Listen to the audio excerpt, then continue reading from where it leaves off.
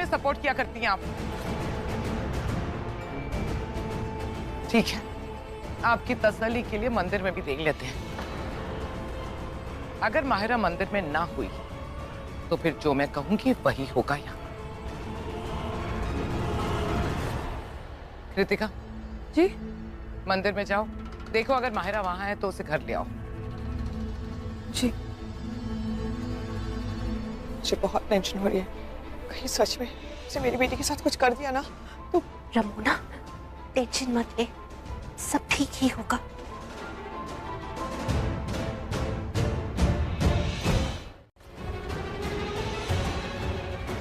बात करने का मौका दिया है, सर पे खड़े रह के नाचने को नहीं कहा है। दी, ऐसी नेगेटिव एनर्जी हमें अपने घर पे नहीं चाहिए। सुनो, तुम निकलो। नहीं मतलब तुम्हें थोड़ा बात करने का मौका क्या दे दिया, तुम तो सर पे चढ़ के तांडव कर रही हो। चल निकल। सृष्टि,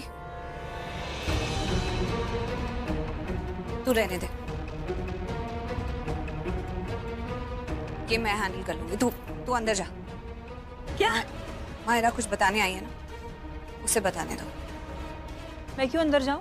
इसके मुंह लगने ऐसी लड़की को हैंडल करना जानती हूँ, मैं हैंडल करती हूँ। आप अंदर जाओ। मैं अंदर जाऊं?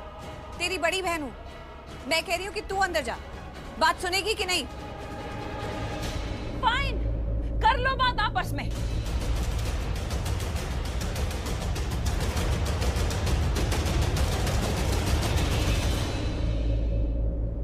बोलो, क्यों आई हो यहाँ? क्या बताना है तुम्हें? हाँ, मैं कुछ तो बात करने आई थी। ओ हाँ, याद आया। मैं ना आज बहुत ज्यादा खुश हूँ। जब से सुबह से उठी हूँ ना, मैं इतनी खुश हूँ, खुशी की मैं पागल होती जा रही हूँ। और जैसे जैसे जैसे जैसे टाइम बीत रहा है ना, मेरी खुशी तो I can't tell you, I just can't express। फिर मैंने सोचा कि मैं अपनी खुशी कैसे सेलिब्रेट करूं, किसके साथ बांटूं ये खुशी। फिर मेरे दिमाग में आया कि मुझे अपनी खुशी उस इंसान के साथ सेलिब्रेट करनी चाहिए जिसकी लाइफ में ऑलरेडी खुशी थोड़ी कम है। यू नो, लूथरा फैमिली में ना सब इतने ज्यादा खुश हैं, तो मैंने सोचा तुम्हारे पास आ जाती हूँ और तुम्हें थैंक्स भी तो बोलना था ना। और मैं ऐसे घटिया इंसान को मुंह भी नहीं लगाती। तो खैर, अब तुम अपने ही शादी के फंक्शन से उठकर यहाँ पर कुछ बताने आई हो तो बताओ, क्या बताना है? जल्दी बताओ और जाओ यहाँ से। प्रीता, इतनी डेस्परेट हो रही हो तुम? महेश अंकल को ऐसे सीढ़ियों से धक्का नहीं देना। Shut up!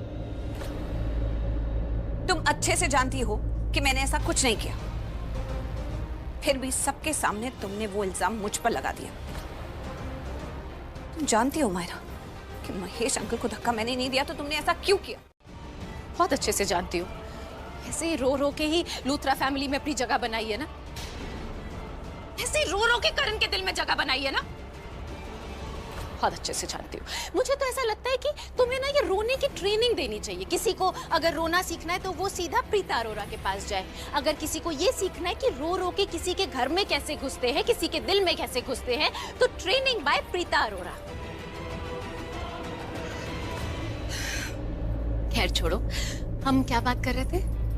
हाँ, तुम ये जानना चाहती थी ना कि मैंने घर वालों के सामने ये क्यों कहा कि महेश अंकल को तुमने सीढ़ियों से धक्का दिया है? महेश अंकल को धक्का दिया है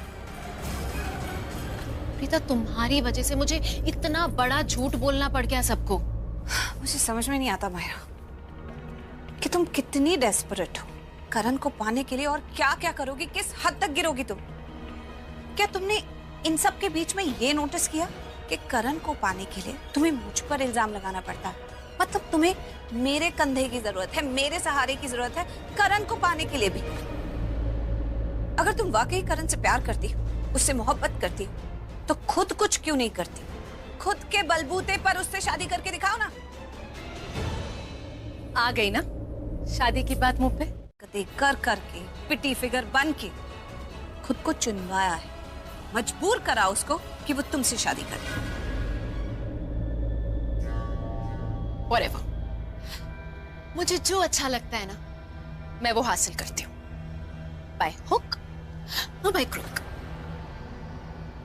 इतना तो मुझे पहले से ही पता था कि तुम बहुत ही घटिया लड़की हो, लेकिन इतनी गिरी हुई हो कि करण को पाने के लिए किसी भी हद तक गिर जाओगी,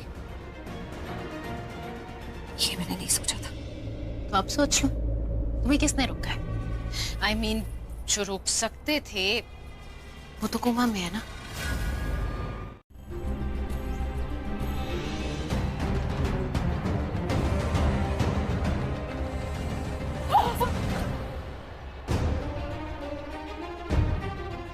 सॉरी आंटी जी, नमस्ते। मत करो ये अच्छाई काटो। तुम्हारे और तुम्हारे परिवार की इस अच्छाई के ढूंढ में मेरी बेटी आ जाती है हमेशा। क्यों करते हो इतनी अच्छाई का ढूंढ? क्या जरूरत है? मत करो। चलिए पीछे। जानकी, सरला आंटी जी मेरी बात।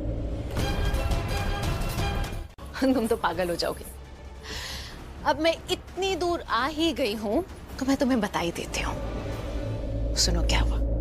जब मैं भाग के हॉल में आई ना, तो मैंने देखा कि महेश अंकल की जो वो व्हीलचेयर है ना, वो वहां सीढ़ियों पे अटकी हुई थी और महेश अंकल उसको पकड़ के वहां पर ऐसे अटके हुए थे। मैं भाग के उनके पास गई। वो बेचारे मुझे देख के ना थोड़ा सा खुश हो गए। उनको थोड़ी सी होप आ गई कि मैं उनको बचाऊंगी। प्रीता, वो मुझे ऐसे किसी भी तरह मैनेज करके बोल रहे थे, हेल्प हेल्प, मुझे बचाओ।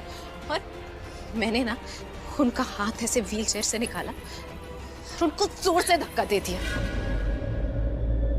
वो बेचारे तो जानते भी नहीं थे कि मैं उनके आके ना तुम्हें नहीं बताया कि मैं कैसी हूँ, मैं क्या हूँ, मैं क्या प्लान कर रही हूँ, क्योंकि मुझे हमेशा लगता था कि तुम बहुत इंटेलिजेंट हो, तुम्हें तो सब अपने आप ही पता चल जाएगा। पर आज देखो ना, आज मैंने तुम्हें तुम्हारी औकात दिखा दी। और एक बात बहुत अच्छे से कान खोल कर सुन लो, करण और मेरे बीच में जो भी आएगा ना, मैं उसे छोड़ूंगी नहीं। उसकी इज्जत की धज्जियां उड़ा दूंगी, उसकी जान भी ले सकती हूँ। और इतना तो तुम अच्छे से समझती ही हो ना कि अगर इन दोनों में से एक भी चीज चली गई ना, वो कभी वापस नहीं आती। इस समय उस परिवार की सबसे बड़ी दुश्मन तुम दोनों। तुम्हें पता है इस समय तुम दोनों की किस्मत इतनी खराब है। चुप करो। अपने इस घटिया मुंह से किस्मत की बात तो तुम मत करो। तुम्हें क्या लगता है तुम्हारी किस्मत बहुत अच्छी है? एक घर में दो दो चेहरे लेकर बैठी हो तुम, इसे किस्मत नहीं कहते। अपनों की पीठ पर छुरा खोप रही हो, इसे किस्मत नहीं कहते। धोखाधड़ी कर कर करण से शादी करने की कोशिश करो, इसे किस्मत नहीं कहते। अरे शादी से याद आया, सबसे इंपॉर्टेंट बात तो मैं तुम दोनों को बताना ही भूल गई। आज ना मेरी करण से शादी है। और प्रीता, तुम ऐसे काम करती हो ना कि सबका शक डायरेक्टली तुम्हारे ऊपर जाएगा। सोचेंगे कि करण और माहिरा की शादी से प्रीता इतनी जल गई कि माहिरा का किडनैप कर लिया। पुलिस को बुलाएंगे और पुलिस को सीधा यहाँ भेज देंगे। फिर तुम्हारे इस इज्जतदार घर की तलाशी होगी। क्या मुझे हर समय गिरी हुई लड़की, गिरी हुई लड़की, गिरी हुई लड़की बोलती रहती हो? मैंने महेश अंकल को ऐसा गिराया कि सबकी नजरों में तुम गिर गई। अबे चुप! तेरा तो मैं मुंह ही तोड़ दूंगी। बोलने लायक रखूंगी नहीं मैं तुझे। तुम दोनों को अपनी शादी का इनविटेशन भी नहीं दे सकती। बट नेवर माइंड, मैं अपनी फोटोज और वीडियोस ना तुम दोनों के साथ जरूर शेयर करूंगी, ठीक है? आज बहुत बड़ी शादी है ना, तुम्हारे पति की शादी। चाहती हूँ मैं। All the best to me and goodbye. दोबारा कभी भी नहीं मिलूंगी।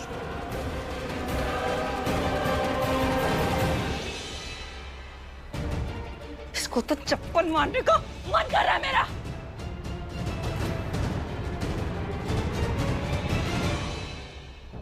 मामा, मैंने पूरा मंदिर चेक कर लिया। एक्चुअली वो चाहती है कि करण और माहिरा की शादी ना हो।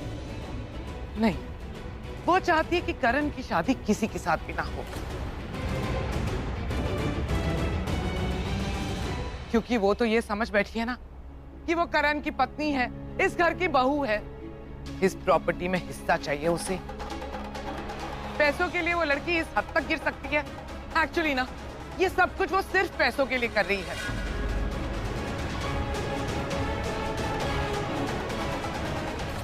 लेकिन एक बात मेरी समझ में नहीं आ रही है। हमने कल डिसाइड किया था खिलाफ जहर भरा है।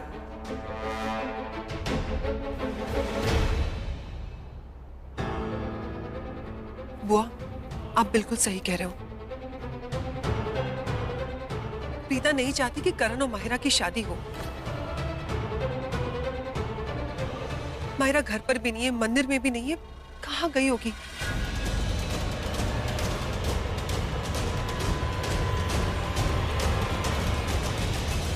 प्रीता ने जो भी किया है ना, बहुत स्मार्टली किया है, क्योंकि अगर करण और माहिरा की शादी होगी तो प्रीता इस घर में कभी नहीं आ पाएगी। उसने माहिरा के साथ कुछ गलत भी कर दिया, जिसकी वजह से उन दोनों की शादी भी ना हो और उसका नाम भी ना आए। इसीलिए अपनी होने वाली बीवी पर प्रीता का गुस्सा निकाल रहा है। बेचारी माहिरा। अभी यहाँ हर कोई प्रीता के खिलाफ है। सबको यही लग रहा है कि प्रीता गलत है, इन सब की दुश्मन है। क्यों ना मैं इस मौके का फायदा उठा लूं। कोई जाके प्रीता से थोड़ी पूछने वाला है उसने कुछ किया है या नहीं। माहिरा, तुम्हें किसी से भी डरने की जरूरत नहीं। सब लोग इंतजार कर रहे हैं। बताओ क्या हुआ, कहाँ गई थी तुम? मैं आप लोगों को परेशान नहीं करना चाहती। इसमें परेशान करने वाली कौन सी बात है बेटा? तुम मेरी बेटी जैसी हो। बताओ कि हुआ क्या? तुम हल्दी की रस्म से अचानक गायब कैसे हो गई? कहाँ चली गई थी तुम? कोशिश की।